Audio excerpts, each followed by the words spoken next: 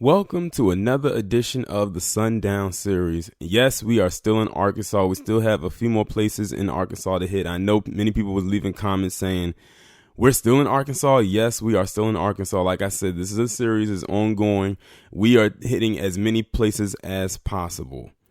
But before I even address today's location, which is going to be Greene County, Arkansas, if you notice the surrounding areas such as Clay County and Craighead County, I've already discussed those places and notice that they're like in the same area, they're stacked on top of each other. So it wouldn't surprise me if their ideologies were the exact same as the other. But today we will be talking about Greene County, Arkansas. Greene County is located in the U.S. state of Arkansas. As of the 2010 census, the population was 42,090 people. The county seat is Paragould, which sits atop Crowley's Ridge. The first settler in the area was Benjamin Crowley, who arrived from Kentucky in 1821 and made his home about 12 miles west of Paragould. Greene County was formed on November 5, 1833, out of portions of Lawrence County and originally contained parts of present Clay and Craighead counties. The county was named for Revolutionary War hero Nathaniel Greene. The first county seat was in Benjamin Crowley's home. By 1836, when Arkansas became a state, the county seat was located in settlement called Paris, not to be confused with present-day Paris, Arkansas. In 1848, a national highway was made through the area, and the county seat was moved to Gainesville, which had a reputation as rather lawless. The seat remained there until 1883, when it was transferred to the new town of Paragould. The peoples in Gainesville opposed the move, and shots reportedly were fired since tempers were high. The courthouse was built in 1888 and survives in downtown Paragould.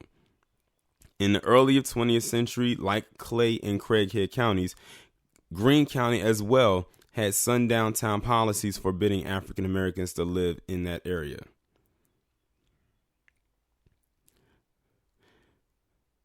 Let's see here. Okay.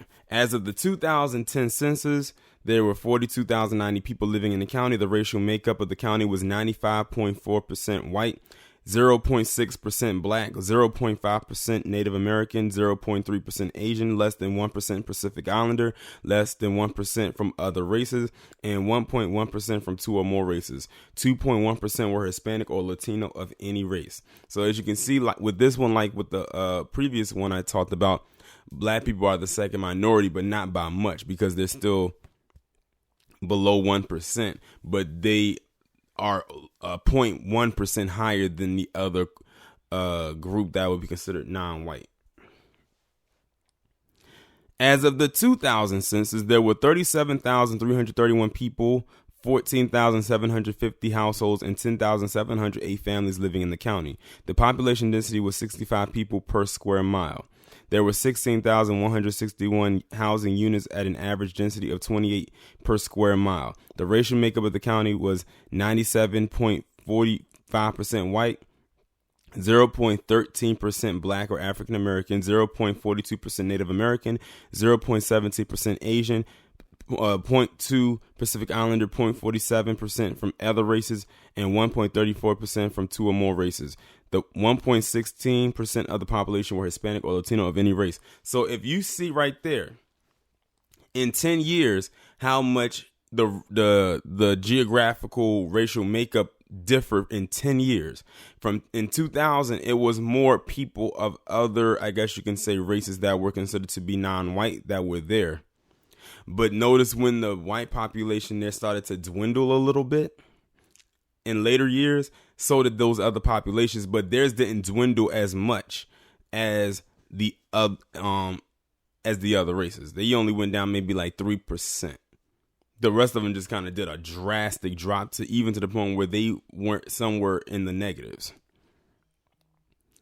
There were 14,750 households, out of which 13.10% had children under the age of 18 living with them. 59.20% were married couples living together. 9.70% had a female householder with no husband present. And 27.40% were non-families. 24% of all households were made up of individuals, and 11% had someone living alone who was 65 years of age or older. The average household size was 2.49 and the average family size was 2.95. The median income for a household in the county was $30,828, and the median income for a family was $37,316. Males had a median income of $27,535 versus $20,375 for females. The per capita income for the county was $16,403. About 9.90% of families and 13.30% of the population were below the poverty line, including 15.40% of those under age 18 and 12.80% of those age 65 and older. So as you can see, this one didn't really differ that much from, I'm trying to think, was that Craighead County that I did? And ironically, look at how they're located. I talked about Clay County. I talked about Craighead County. I mentioned that Poinsett one as well, but that wasn't a county. That was just happened to get lumped in with another story I was doing for the Sundown series. But as you can see, nothing really changed except the population of I guess you could say the non-white citizens that were living there. Because like I said, in 2010, they were at 97 point something percent. But then a few years later, a decade later, pretty much, they only went down to 95.40 whatever percent. And everyone else took a huge nosedive. It's like what was going on with those other groups that made them go completely damn near extinct. And everyone in the white group pretty much stayed the same, but their numbers was already high. So that, that doesn't surprise me. And I also wouldn't be surprised if there's some Klan activity going on in that particular area as well. But this pretty much concludes this edition of the Sundown series. Like I said, any population, the reason I read those population numbers is because when you see how high the white population is there, it doesn't surprise anyone that place either was a sundown town or still is one.